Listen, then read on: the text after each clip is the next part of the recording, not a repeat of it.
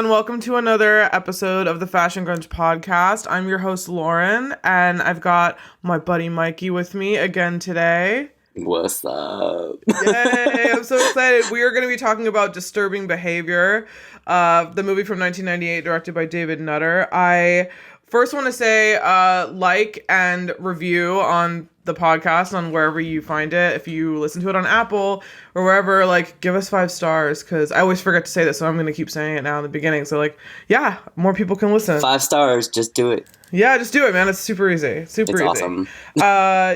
So we're talking about Disturbing Behavior. I don't know how many people have seen this movie. It's on Amazon Prime right now, so hopefully most people can go watch it there if you have it, or maybe you know someone who has it. But yeah, this is a really weird film from Such 98. a good movie. It is good. It's kind of like a bad good movie. I wouldn't exactly call it a horror movie. It's more like thriller, maybe sci-fi a little bit. Suspense, I think is what it's classified as on Definitely. On Amazon.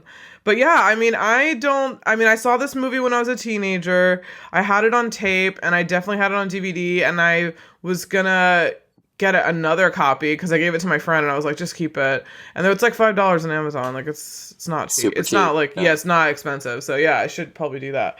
But yeah, I don't really have crazy. I just like this movie a lot. I've seen it a bunch. What about you?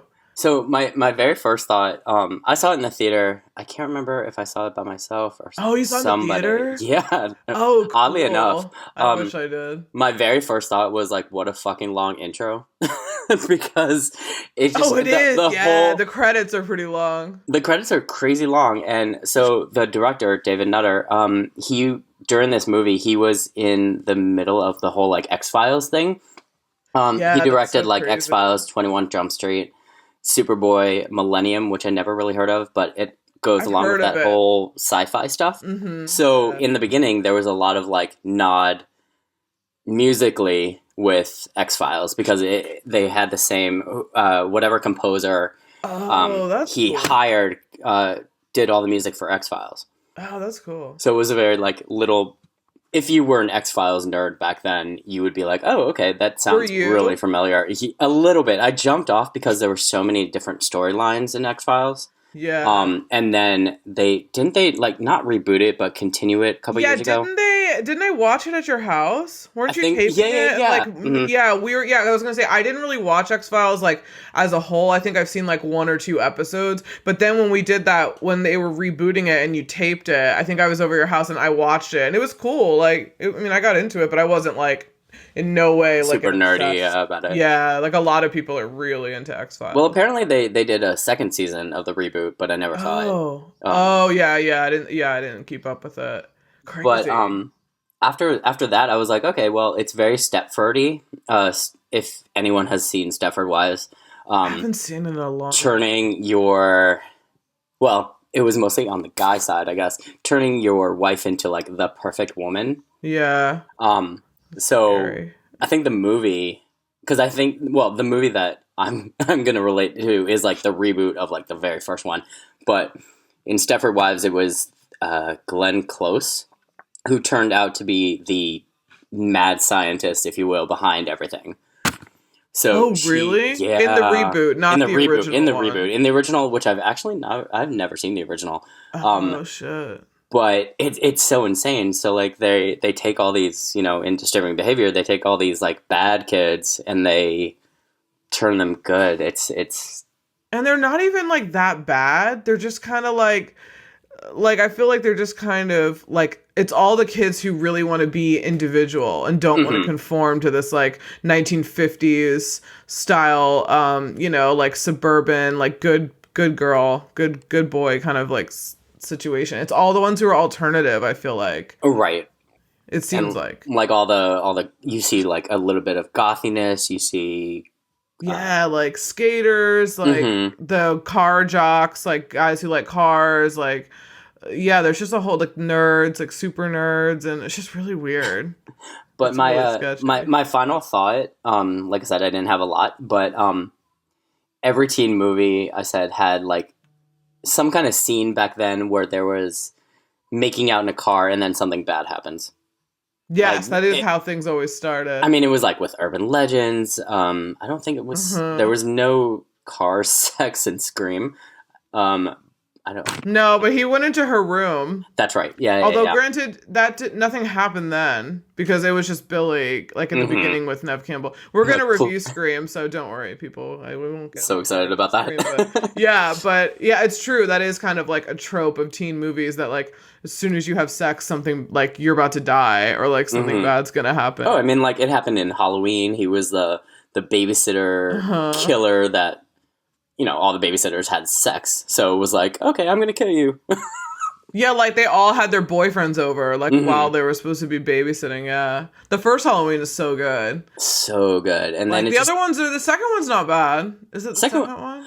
Yeah, the second one's not bad. It actually follows the first one, which is great. Yeah, which is good. When you get into Halloween 3, it had nothing to do with Michael Myers at all.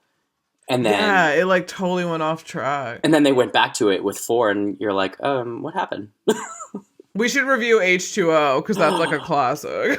Oh my god. That's like I was gonna say, speaking of 90s films, this movie I just wrote for my major thoughts about it was that this movie reminds me so much of The Faculty.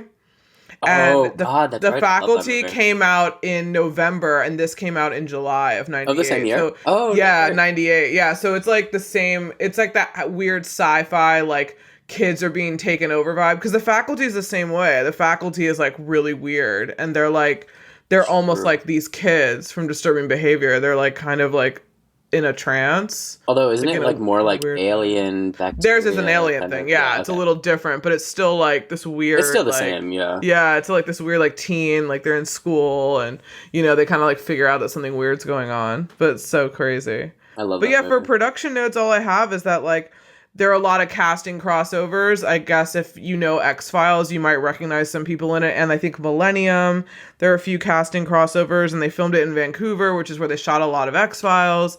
So that director kind of knew where to shoot already, which is pretty cool. I like all the backgrounds of this. I like this whole vibe. It feels super grungy because it's like Pacific Northwest. Very grungy. So it has like the palettes of everything is very like green and like rainy and foggy and like everyone's wearing like flannel and jeans and like, you know, it has that super late 90s feel to it. There, unfortunately, like so many films that you find out when you do research like this is not the intended cut. There's several cuts, but there's a director's cut that apparently the director still has and is trying to get out there, but they won't let him release it. Which is so ridiculous because it's not like I said earlier, there's no controversy.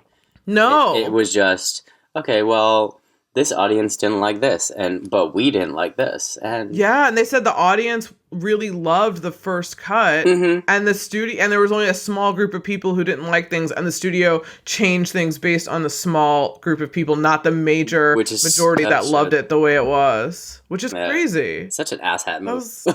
Yeah, it's so crazy. So I don't think it did really well in the box office, but I think it's kind of one of those, I don't even know if it's a cult movie. We did go last week, and that's another one I think that kind of gained movie, yeah, but that one kind of gained steam after it was in the theater too. I think so. I think this is one of those. I don't know many people who even know Disturbing Behavior. I know people who know Go more than Disturbing Behavior. So I feel like it's one of those like real sleepers. If you buy the DVD, which I believe is the one they have out now, that's like $5. They have a lot of deleted scenes on the DVD, which like shows a bit more of like what they took out, but it still isn't everything. But still, there's so much more missing. Yeah, and there's so much like backstory on why the doctor is in town. Like, because I was talking to you about it. Like, why did these people just accept this weird pharmacologist or whatever, like this weird neurologist slash like cult leader? Like, I don't know what the fuck he is, but why do these people just accept it in this high school?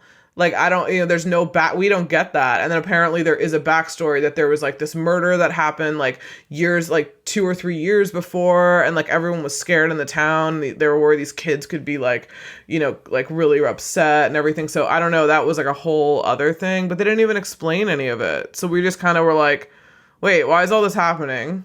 And nothing exciting happens in Canada. Or rather, should I say, Washington. Is that where it's supposed to be? I think it's supposed to be Washington State. Yeah. I don't Which think it's I've supposed never to be been Canada. to, actually. Me either. I know. But It's really sad that I but I haven't. mean, Canada is beautiful to film in. Yeah, I I mean, want to go to like you said, I Canada. mean, with the director's resume of stuff, like I mean, he's filmed so much in Canada. Like he's Mm-hmm. known, he knows where to exactly shoot. He recycles his actors, kind of like Ryan Murphy does. He's like the God pre Ryan bless Murphy. Ryan Murphy. I Oh, love so when I watch amazing! something and then I'm like, they were in like a side note. I'm watching Nip Tuck again because it's a great fucking show and it's on Hulu right now Such and an it amazing hasn't been show, yeah. anywhere for a long time. And I was like, oh my god, they have it on Hulu. So every time when I watch it now, I'm like, oh my god, that's the guy from Popular. Like Ryan Murphy's very first show, Mary Cherry, is Oh in my God, American Mary Horror Cherry. Story, and she was also in a Nip Tuck episode. Like I love how they're all like, and now Darren Criss is in that Hollywood Netflix I show. forgot. Oh, I haven't seen that yet. I haven't either. Yeah, it's on my list, but he's like the main character, and he was in Versace, like American, Such a good show. and Glee. So he's like, he's been like, yeah, it's really cool. Yeah, this guy does that too, which is really cool. I like that. No, Yeah, he's very awesome. yeah, it's super cool. The ending also was supposed to be. I mean, the alternative ending is actually on the DVD, but it's really dark. The ending, and Gavin dies in the ending, and they like. According. Oh, go ahead. Sorry. Yeah, no, I was gonna say like they essentially made them change it to like keep it open for a sequel. And to make it like more happy, if you will, I'm using a different word for what I. Yeah. But For lack of better words. For Yeah, lack they of didn't better want word, it it was so dark. which doesn't Yeah. make any sense because I mean, especially around that time, there's other movies out there that are even darker, and you're like, what? But so audiences can handle this stuff. Well, yeah, and it's rated R, right? Wasn't it Yeah, I rated think so. R? Yeah. Mhm. Yeah, so that means that they're anticipating people are going to be over 18 or like have to get a parent to buy their ticket if Yeah, they're right. like 15 or 16. Yeah, so I don't know. It is kind of weird. And the things that they cut out when you watch it, there's like Steve and Rachel's love scene. And I was like, this isn't even explicit. Like, why did they Right, cut this no. out? Because we didn't even get anything that their relationship No like, parts at all. were showing. Nothing. No, no, it didn't make. It was super any normal. And then how they cast Katie Holmes I thought was really interesting, that like he was watching a Dawson's Creek daily tape by mistake and like happened to see Katie Holmes and be like, I want her. Like that's really cool. And she did the movie before, or no, I think she did the movie. It was a year before. A year before Dawson's Creek, or they weren't airing yet, so people didn't know her. But then once it started airing, they were like, we need to write in an intro for her. So when you first see her, it's like a big deal in the movie because everybody knew her at that point. Oh, she's fantastic. Dawson's Creek just was massive. I mean, yeah, her personality is still a little like meek, kind of like her character Joey Potter in Dawson's Creek. But I mean, just from the fashion and the way she acts is totally different. I wish they went a little further with her. She's still kind of bitchy like Joey, though. Oh, yeah, totally. Speaking of, really quickly, just side note. What? Her hair changed in the middle of the movie. Like, you know how, like, in the beginning, she's got a full head of hair, obviously, but, like, some little beady dreads. Those, like, braids. And then completely flat in the middle of the movie. And it was just one of those little details of, oh, I wonder why she did that. Yeah, and also looked too like her hair was darker in the beginning of the movie. And then like towards the end when she's in that hospital with Steve, her hair's like a lighter brown. And it looks like it looks like it is. I don't know. Maybe they just and well obviously she doesn't have a lot of makeup on in the last scene. When the first time you see her, she has like all that eyeliner on. All the weird ass eyeliner, yeah. Yeah. Oh, it's still pretty cool now. She still looks pretty on brand. I still think she looks great, even like all these years later. It's not like a crazy outfit. Like some of the Clueless outfits are a little whoa. Like right now. But like these outfits are not. I feel like anybody could wear anything in this movie and probably be fine. Oh yeah, there was such a diverse because it's near the end of the 90s. You can see the change. Like you said earlier, it's mostly grungy. There was a very quick shot of in the student cafeteria when Gavin's like talking about all the different groups. there's a quick shot of the back of a woman teacher's head, and she's like walking briskly throughout the cafe, and you can see that she's got like the big shoulder pad jacket. So it's like a little nod to like earlier 90s. Yeah. Oh, wow. Oh, that's cool. I found that kind of interesting. Yeah, I was like, I mean, it was very, very quick, but I was like, oh, she's the only one that has that kind of outfit. That's pretty cool. Yeah. I have that for like now moving in. Do you have anything else about like behind the scenes stuff? Oh, sorry. Yeah, just one more thing. The director, so he uses the phrase "treat yourself." And I think it was one of the Blue Ribbons girls was like, "Oh, you should treat yourself, Gavin." So that tagline, and I'm not sure exactly what it means really, but the director uses it in a lot of his other shows and movies. Yeah, that's really cool. But yeah, if you want to move on. Let's talk about the story. So like, what did you think about the story? Like, I like how the reason why Steve is there is, okay, I get that he has an older brother who's died, you find out has committed suicide, and then he has a younger sister, and then the family kind of moves them there to like start over again. I guess I'm sure. Yeah, like they moved from Chicago. Yeah. So it's like big city. And yeah, like what do you think about, just fitting in school? I kind of wish we saw more of the sister. Like her experience too. I feel like they just had her in there to have her in there. Yeah, kind of, yeah. I mean, I get it. James Marsden's character, Steve, he's like the main guy, and Gavin. Who could totally get it throughout this entire movie, right? And so can Gavin, because I love Nick Stahl. I love him. He's an amazing actor, and he's cute. So I mean, good. Yeah, super cute. Yeah.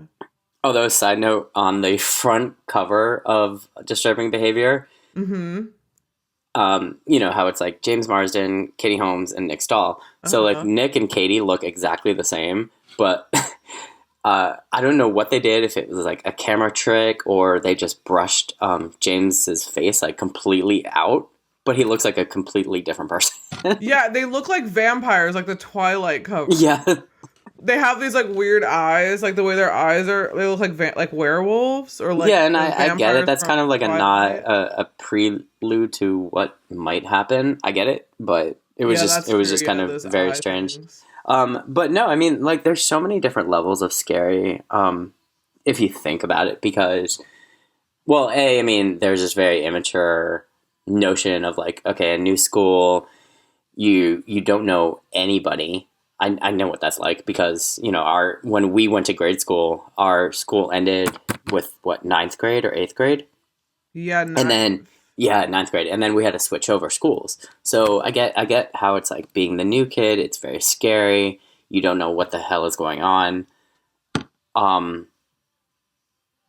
You have to make new friends, so that's, I don't know if I'm like, how old is he supposed to be? Like 16? No, he's got to be like older? He looks like he's fucking 28 years old. It doesn't actually tell you what I don't think what grade they're in. Soon. Yeah, no. Yeah, because they don't like. It's not like they're asking him like, when are you going to go to college? So he's got to be like, what, 17? They did in the beginning in the office where the Dr. Caldecott moved in, but it was like a very quick shutdown because he didn't want to talk. Oh, that's right. Okay, so he's probably like 17. I'd say he's almost 18. I want to say that, yeah.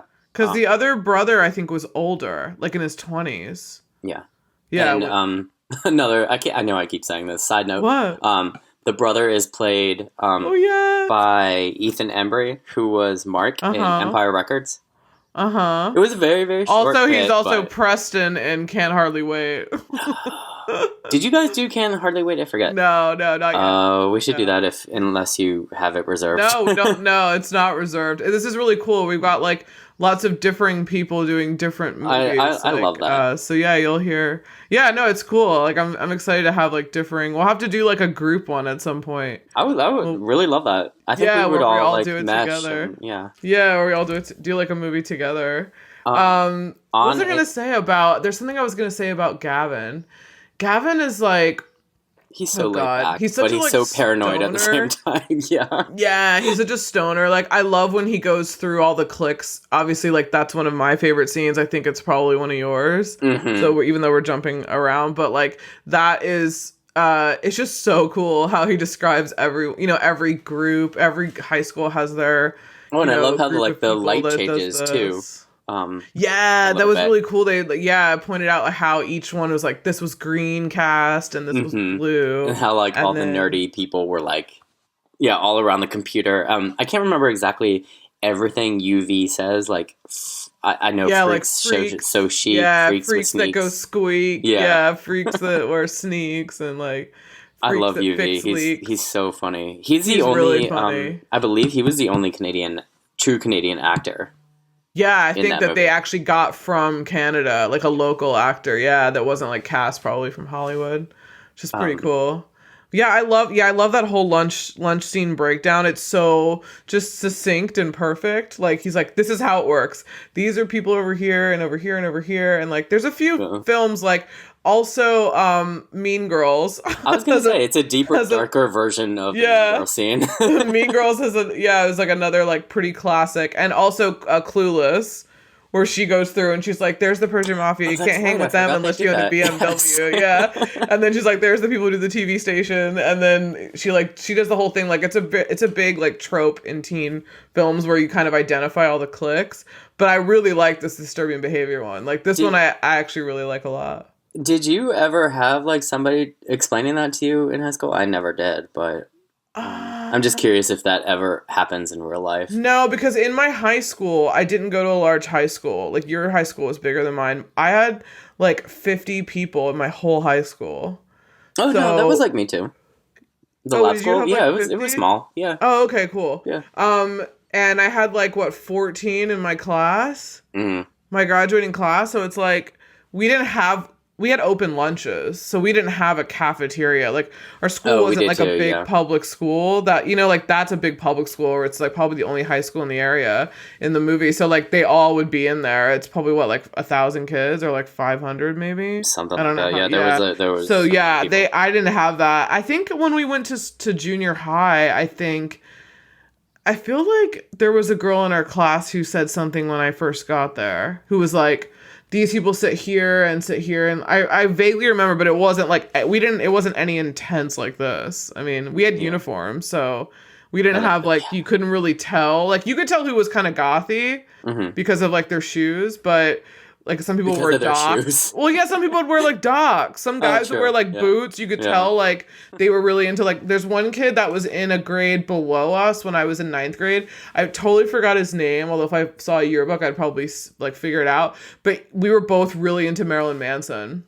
And like I taped something about Marilyn Manson like on the news or like on David Letterman or something or like some late night show or like Politically Incorrect, and I remember giving him the tape and then him being like, "Oh, thanks so much," and then like he'd watch it and then give it back to me. And that's cool. Yeah, and he wore combat boots like under his khakis, like the top of his shoes just like you couldn't see them because he had them like under the khakis, but he had like combat boots. And that's, I think, one time I was like, "Hey, I like your boots," and then we like kind of figured out that we both liked Marilyn Manson a lot. Yeah. No, that's awesome. But yeah, so really cool. So I mean, I feel like we couldn't really tell like they did in this movie, and then like quickly you kind of see how the blue ribbons are like Stepford. Because they're like, look at our bake sale. It was like, bake sale. I never knew. So, like, what was it? That one scene where Dr. Caldecott, he comes in and he's talking to Steve and the principal. He's, like, naming everything that they do. But he doesn't explain exactly, and maybe this is a far reach for me, but he doesn't explain exactly, like, what their true intention is, or like what they're, how like you have a baseball team, you have a football team, like are they there for just to be goody good? Do you know what I mean? I don't know. Kind of. I think he's kind of like, here's the team, like they do lots of like extracurriculars and they're like good people. Like they're good community people and they like play sports and don't do drugs and get good grades and like study together. But yet and that's like a car.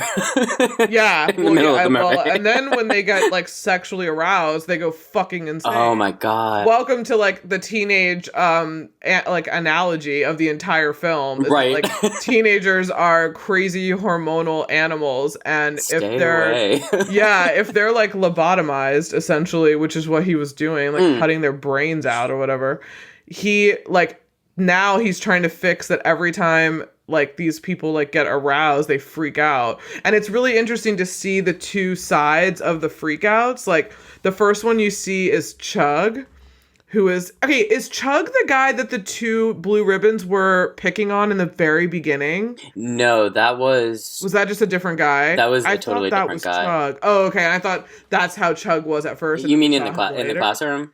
No, not Dickie. No, not Dickie. Not Dickie. The guy with the car. No, okay, like Steve, I think it's Steve's first day, and it's like the end of the day, and he's walking out of the school. It's not when he sees Katie Holmes. It's before that, and he turns, and these two blue ribbons are like harassing this guy, and the guy has like kind of the same hair color as Chug, and then Steve looks at them, and they look at him, and they're like, hey, how's it going? And he's like, hi. No, I think it was totally somebody else because he had like glasses and stuff. Yeah. Yeah. He had glasses and like a piercing. Mm-hmm. Like, yeah, okay, I thought it was him. Yeah, but so then when you see Chug freak out, when he sees Rachel at that like convenience store, and then you see him like go ape shit on those two like dudes. all the food is like flying off the walls. The guy is flying across, and then the cop comes in and kind of like quietly ushers him out. Like we already know the cop is corrupt anyway from the beginning. But he's not. He hasn't been like lobotomized, if you will. He's just like a dirty cop. Yeah, he's just a dirty cop in a small town. But it's also interesting that they don't lobotomize the adults.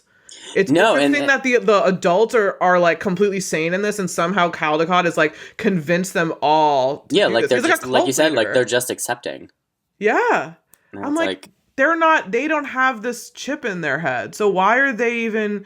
That's the only thing that. But this is like we're reading way too much into it. Like the story is supposed to be like kind of whatever, but it's just weird that the parents are. No, but that kind of brings me to my other point of the plot, where it's like thinking about it now, and we're in 2020, and like we've had so many different issues lately, and within the past like 10 years. Sorry, I'm not ranting, but this is not a political podcast. It's not a political podcast, dear Lord. But just on a personal level, because being gay and being outed, I guess, at 18, and then accepting my being gay, it's like there's so many like conversion camps out there, and that are still active.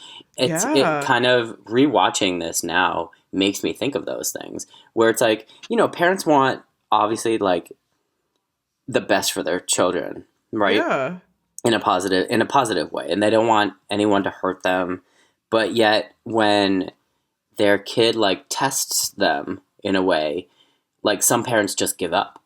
Mm-hmm. And they rely on drugs to fix you. They rely on like I said, conversion therapy, or any therapies, if you will. So it does get your will. It does get dark. Yet this was in '98. I get it, but like I said, and like you said, it's not a political podcast, and I don't want to take that away. I'm kidding.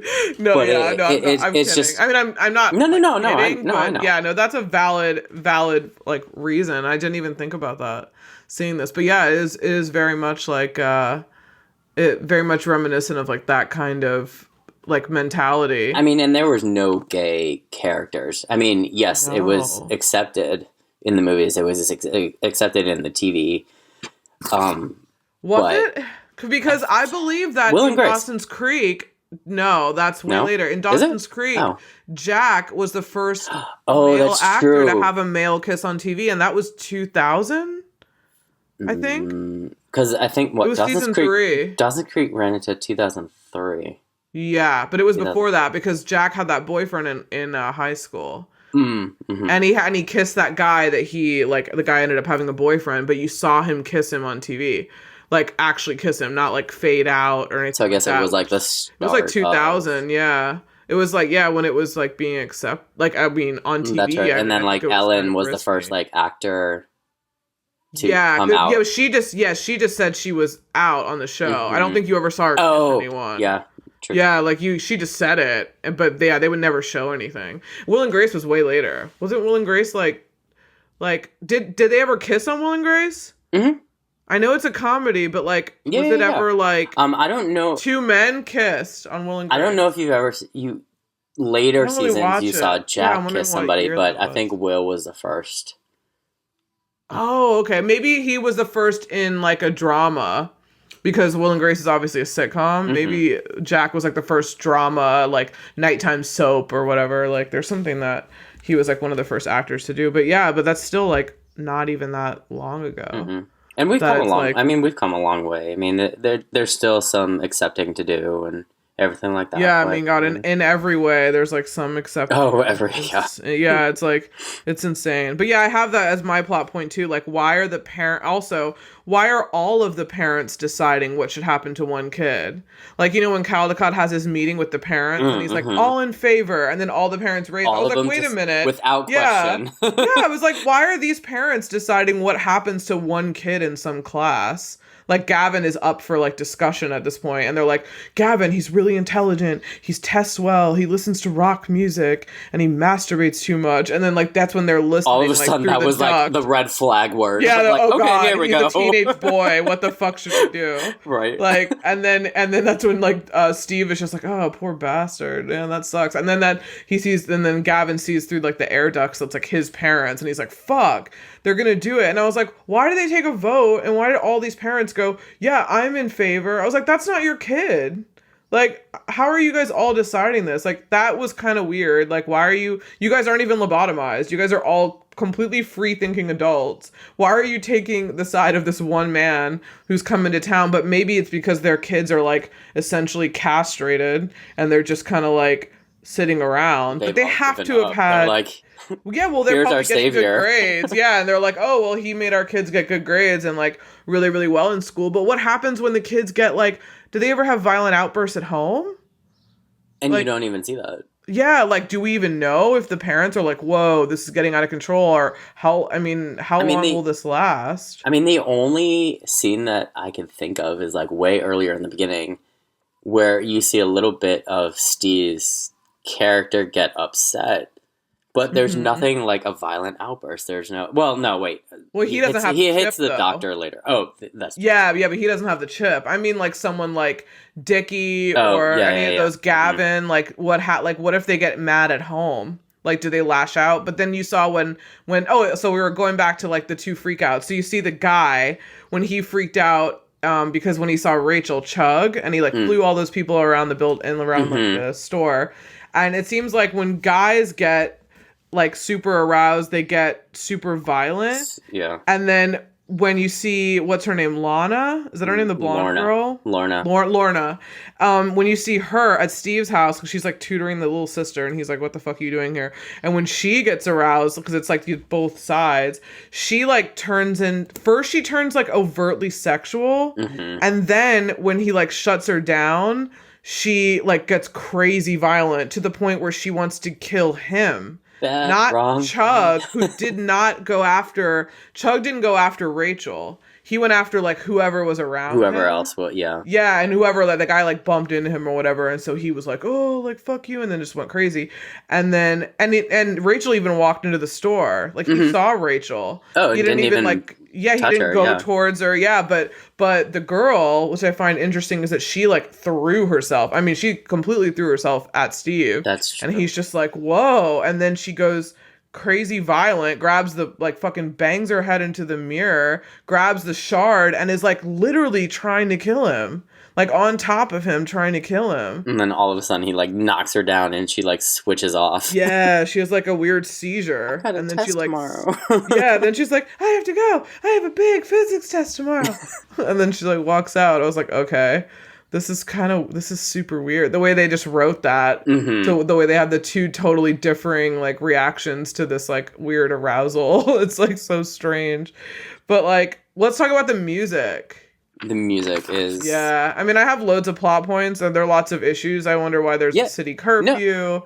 I wonder, like... I didn't even think about that. Yeah, I remember, because when they were out, when they got after the hospital... At the gas station, yeah. Yeah, the gas station, the guy's like, it's past curfew, and he's like, oh, I'm studying at her house. I was like, why is there a curfew in this town? That, like, totally bypassed my brain. Yeah. Wow. Yeah, I was like, what? Oh, yes, do you have any more plot questions or points? I mean, there are a lot. I feel like we could just like go down a ton of issues I have, but oh yeah, I mean it's totally up to you. I mean, if we can talk about the music. Yeah, you love the music a lot. I freaking love the music, and every movie, even nowadays, every movie has to have their like theme song.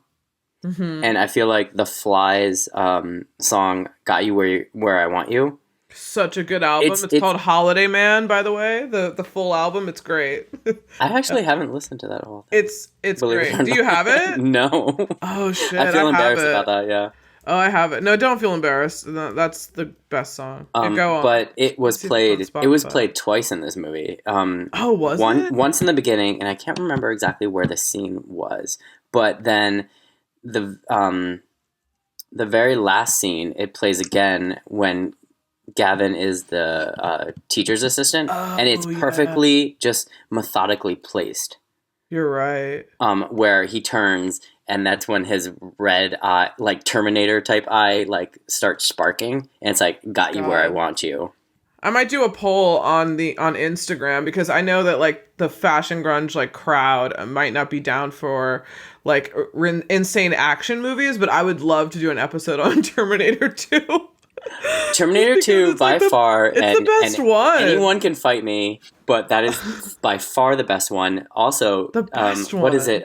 Terminator, with all the like rebooted Terminator movies. Oh god, I haven't seen those. Flight of the Machines or Invasion of the Machines.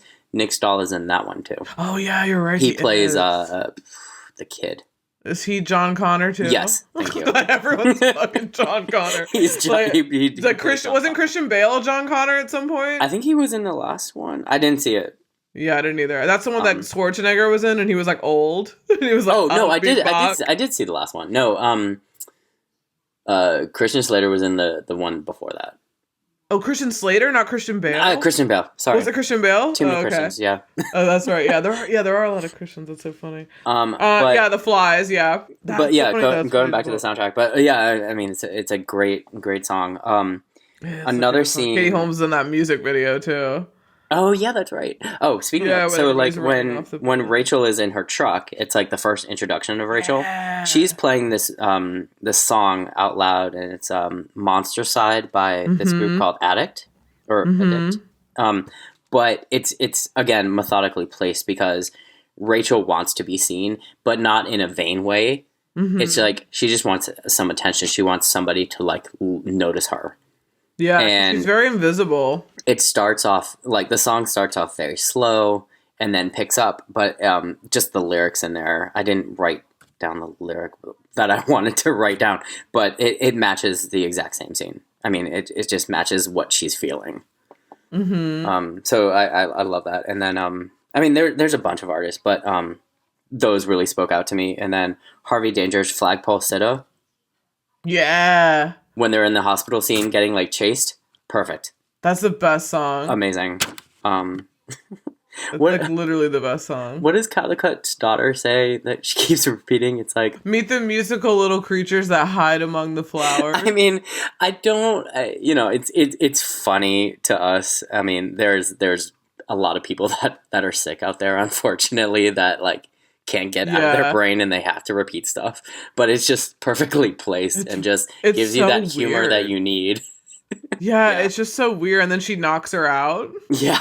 Like, she just, like, punches her and knocks like, her Steve out. is, like, surprised, like, what? I was like, oh my god. I was like, this is crazy. I was like, where is that? For the soundtrack, I have Flagpole Sitta, like, exclamation point. Because that's, like, the one Harvey Danger song that, like, most people, if they even know Harvey Danger, the band, like, that's, like, the one song that they really had that was big. And then for the fashion, I mean, I guess we already talked about it. It's just really cool. I mean, I just love all the layering. I love the, like, long johns underneath Gavin's, like, ripped jeans. that you can see. But I think Gavin pretty much wears the same outfit throughout the whole movie. It's like he wears an army jacket one time and then he wears like a hoodie, but it's the same like kind of outfit. So speaking of fashion and just like an all-around character, so UV, right? He's like in this like long jacket. He has the wool cap on. Yep. He's supposed to be the drug dealer, right?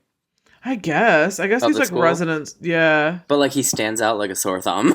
Yeah, he does. But yet he's also invisible too at the same time. Yeah, with all the he's like more like he's not an albino, but he has that albino look to him. Yeah, I guess pale. So. Yeah, because that's what he's like. That's what I think he's. I mean, I loved it. I love the outfit. Don't get me wrong, but he. It's really cool. It's really cool. Yeah. Yeah, it's really cool.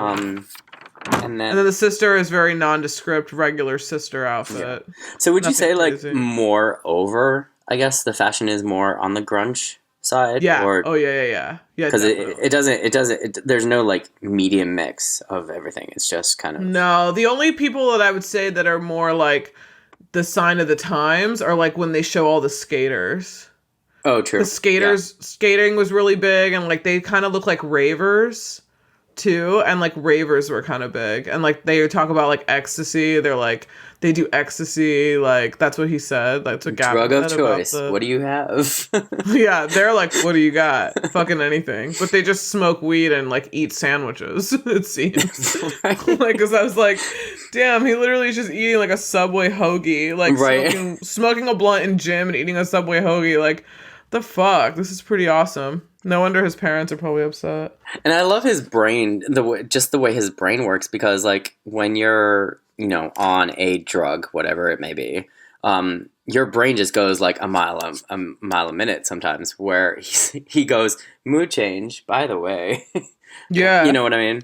I think he's just perpetually stoned. Yeah, and he's learned to like kind of cope with it. Like, and a lot of people do. I mean, so many people that I know are actually like better drivers.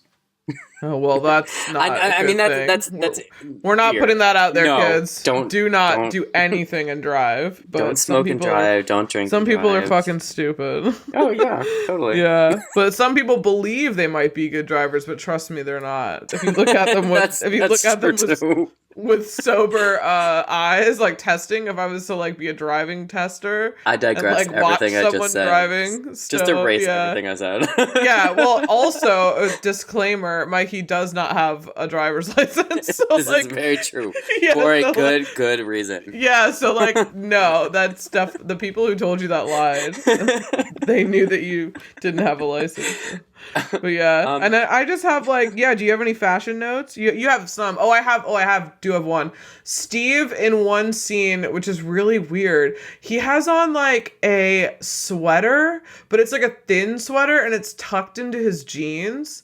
And then he has like a belt on his he has bootcut jeans. That is, and I've seen it. Oh, it's like an early one, but I was like, why is his shirt really tight and tucked in, and oh my god, it's a sweater. Why would you tuck in a sweater if it's but you can kind of see his abs, and like maybe that's why. Because maybe it's kind of tight. Like it's like a tight sweater. It's not like a sweaters are usually kind of baggy. They're not tight like that. Like I mean, let me tell you, there is one. So he's in that Dead to Me show that I was telling you about. James Marsden. James Marsden on Netflix.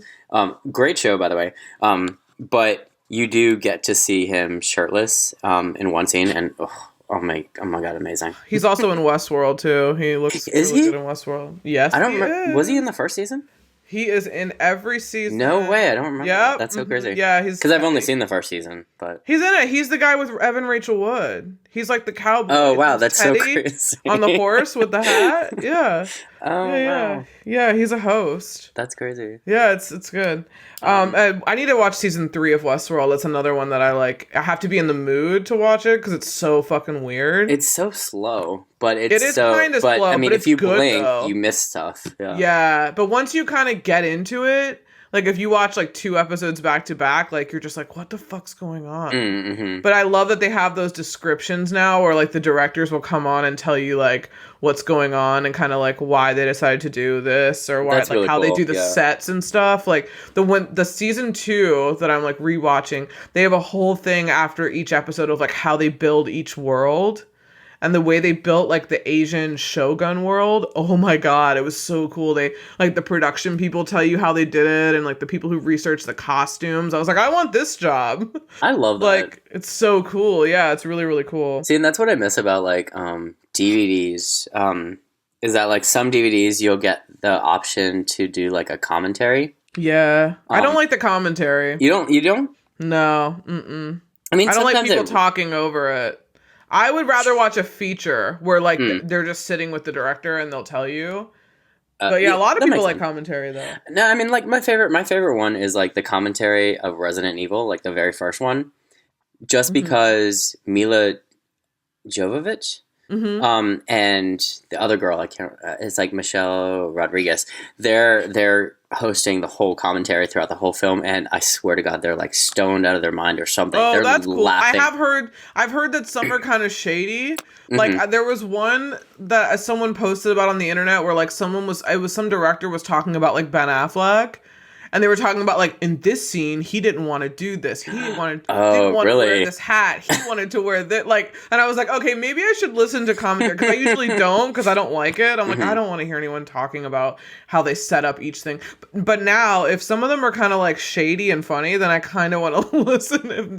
You should watch the Resident Evil one just because of them. Like, I've never seen that movie. I love the video game. Resident Evil? You've never seen the movie? No. What? I know. I need to watch it. Okay, so after quarantine, we're not going to the movie theater. You're coming here and watching Resident Evil. Oh, I'm super down. Let's get to your favorite scenes. So we already talked about the lunch cafeteria. That's one of mine. Honestly, that was the only one I wrote down because I was having trouble.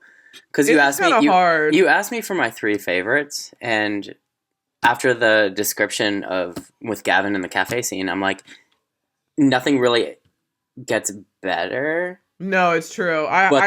There's I moments. Had hard times. Yeah. What are some of your moments? Like I love when Steve like punched the doctor. Yeah, like that was pretty cool. He turns to his parents. He's like, "You sold me out," and he's like, "Fuck you." You know, like that's cool. Yeah. That was pretty cool. I liked how like you said earlier, like Lorna bashing her head into the mirror. Yes, sad, but it was funny because like the visual, the visual was amazing. Yeah, yours.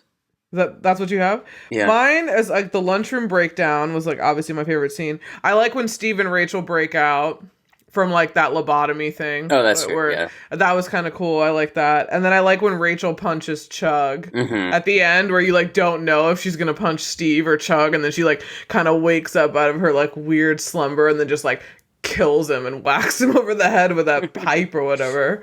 And I was like, yeah, murder. Okay. She just fucking killed this guy. Like, and then ran away. Like, okay. Like, I guess that's all right. But like, she just like, that was kind of weird that he died. I'm surprised that they showed his head. Chug? Yeah, with like the blood outside. I thought she would have just knocked him out. But I was like, wow, okay. They made that kind of like justice. Yeah, like, they wanted like a big bang kind of just. I guess. Yeah. Well, yeah. Well, I was texting you about this, but I was like, this scene where he like assaults her in the boiler room is really upsetting, and it's not needed. Upsetting. I feel like that's not needed. We could have traded that scene, which was entirely too long, for something else that was cut. I mean, if anything in that movie was controversial, that should have been cut out and then added one of those extra scenes. You know? Yeah, totally. You know what I mean? Yeah, totally. I don't get it. I mean, it's not as, like I said. I mean, now we have like the, I'm sorry to say, but snowflake age, where everyone gets sensitive and there's more issues. Like, it's more of a topic now than it was back then.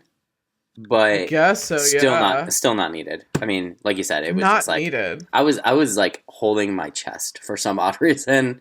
Like I knew it was coming up. I skipped it. I was like, fuck this. I've seen this like 100 times. Like I don't need to watch this again. And like guys, especially like jocks today, they're still like that. They're like, you don't want to go out with me? Why not? Yeah, like, well, guys in general. I mean, not to generalize, but no. It's anyone to be. I mean, anyone can be like that. So can women. So I mean, who the hell knows? I mean, this movie just totally highlighted all of the problems with being a teenager. which is why I think it's such an interesting genre, and like why you can always make movies about teenagers like forever, because there's such a like, you don't really have that concept of like responsibility yet, so you can kind of have them do all these like crazy things, but as an adult it's harder to believe that that character would do that because they obviously know better, and they're not just like this dumb like it's a different hormone it's a factory. different set of mind. It's and like ideals, and like you think you've learned things and like all that kind of stuff, so it's totally true. You were gonna do a would you rather, because I couldn't think of any. Did you think of any? I did, but I don't know if they'll make sense. Flip. So, we're gonna play a little game called Would You Rather. Okay. What is the would you rather? Would you rather be a blue ribbon? Okay. Or the doctor that makes the quote unquote perfect teen, and why? Oh, what? Which one do I want to be and why? Yeah. I would rather be a blue ribbon, I think. Yeah. Because because I feel like if I was a blue ribbon, there's a possibility that I can be helped. Like at some point someone could probably help me. While you're under the influence of being a blue ribbon. Well, yeah, like if someone, you never know who that one person could be who could see you and know that you're not you. Or your parents at any time could be like, fuck, we want to change back to like our regular person. But as a doctor, like I'm contributing to this awful, like that's like being a cult leader. Like I'm trying to control people's minds, and I do not want to do that. Like I want people to have their own free will. So I definitely would sacrifice and just be a blue ribbon. Yeah, no, that makes sense. I get that. Yeah. I think this. What about you? What would you do? No, the same with me. I mean, yes, there's always like that like little corner of my head that's like, okay, if I wasn't the person I was today, could I be this mean? Could I be this diabolical? Yeah, I know. I don't think I could. But that's not my true nature. I was not that I'm putting myself on a pedestal by any means, but my mother raised me a certain kind of way, and that's the person I've become. So it's like, I don't know if I could actually do it. The thought of the thoughts of these things sound cool sometimes, but you know what I mean? My other one is, would you rather be the outcast like Gavin or Rachel, or one of the popular kids? Oh, hell yeah, Outcast. Outcast, yeah. Yeah, totally. And I feel like, I mean, and correct me if I'm wrong, I feel like that's how we kind of ended McLean. Yeah. Like being the outcast. We totally ended not popular. Yeah. I was talking to one of my friends the other day, and like, and the way that like she was talking, and then I was like, you were popular, weren't you? And she was like, what do you mean? I was like, you had a boyfriend when you were like 15 in school, and you were like one of those girls. And she's like, well, kind of. I was not. I was like, I probably never would have talked to you, and you probably would have not necessarily hated me, but like I just wouldn't have talked to you, so you would have had no interest, and whatever. And she's like, oh, well, yeah, kind of, maybe. Well, because I remember, and I mean, this was just a memory that popped in my head this morning, but I remember when, it's not embarrassing, oh God. But I remember when we went to go see Can't Hardly Wait. Yes, I remember with that. Susanna and Charles and two other people. Carolina and somebody else. Anyway. Two other people from our grade, yeah. But we didn't know that anybody else was going from our school. We ended up purchasing our tickets. We went to the back of the theater in Bethesda. Like the big back one. And I remember we saw like all the popular kids on the other side. And we're like just looking over there. We hardly talked to them, but we're just like, oh, so they came too. Yeah. So we know where the line draws. Yeah. It's so weird too, because they used to always like hang out at that movie theater. Oh yeah. Like all the time. I miss that theater so much. I know. I miss everything about being just a kid. I miss things about the 90s. Like we just didn't know. We didn't know that there'd be like a fucking pandemic in like 22 years and we'd be fucked. Right. But now we're talking about it, so this is cool. I know. Live on forever. So it's pretty rad. No, but wait, what was your question? Did I choose that one? No, that was No, I mean you asked me. Oh, I did that one. That's right. I'm the blue ribbon. Yeah. Outcast. Oh, Outcast. And the Outcast. Yeah. I was in the middle of writing a third one, but then I didn't finish. What was it? I couldn't think of any because I was like, there aren't any like things that like they're all bad. It's like you know, like I don't know who it would be. I mean, I started saying like, if you were a blue ribbon, would you rather be wanting to fall off the cliff like everybody else, or like, what would your death scene be? My ideal death scene? But that's more of like a what or like a what would you do? It's like I'm describing. Okay, who would you rather date, Steve or Gavin? Ooh. Damn it, that's a really good one. Ooh, that's not even like a would you rather. Okay, this is date now. Oh no, wait, this is a good one. This is a good one. Wait, forget that. Fuck, marry, kill all three guys. UV, Gavin, and Steve. So one, you're marrying. Wait. Steve, Gavin, or UV? Yeah, fuck, marry, kill, or whatever's the other one. I would fuck Steve. Marry Gavin. Oh, marry Gavin. Okay. I think.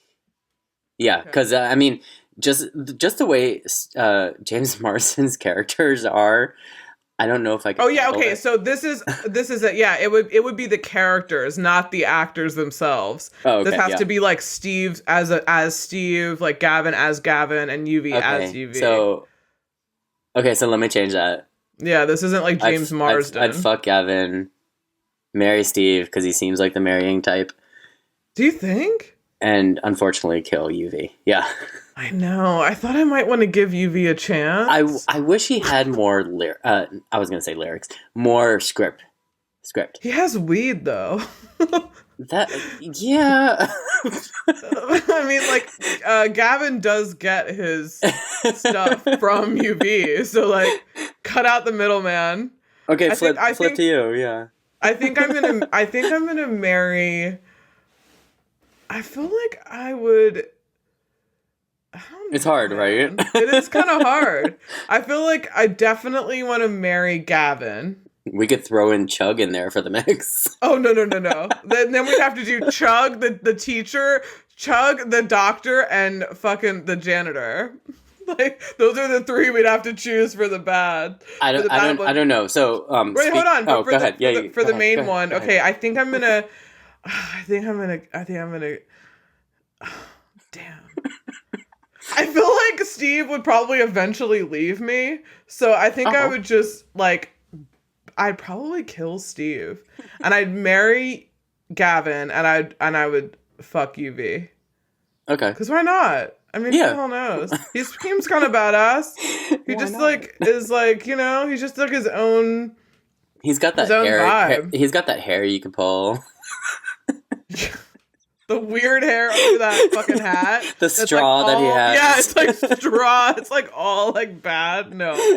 I mean, yeah, I don't know. I mean, I feel like, yeah, I just want to give him a chance, you know? All right, let's do the bad ones. Chug, Dr. Caldecott, and was it, what's his name? Mr. Newberry, the janitor. Oh, Mr. Newberry. Okay. Side note real quick before I answer. Mr. Newberry's character, or the actor, he also plays Death in Bill and Ted's Bogus Journey. Oh, no way! Yeah, I just found that. He's also the sheriff in Roswell. Oh, really? Yeah. I just found out about Death this morning, and I was like, oh yeah. So, knowing what I know and have seen of the character of Death, he has a rockin' body. What? Yeah, he really does. The janitor guy? Yeah. William Sadler? Yeah. So, I would fuck him. Oh, wow, okay. No, but that's not, you can't do this. This has to be the character. Yeah, that's right. This has to be the character that they play in the film. It can't be like, the actor. Damn like it, that's William right. Sadler. It has to be I tried to sneak that in. Newberry. Yeah, Mr. Newberry. What were my options? Chug, Mr. Newberry, or the Caldecott. I can see Caldecott being like really hot underneath like that mustache and stuff. So I'd fuck him. This weird porn stash. Yeah, right? Weird, like, I would fuck him. I'd kill Chug.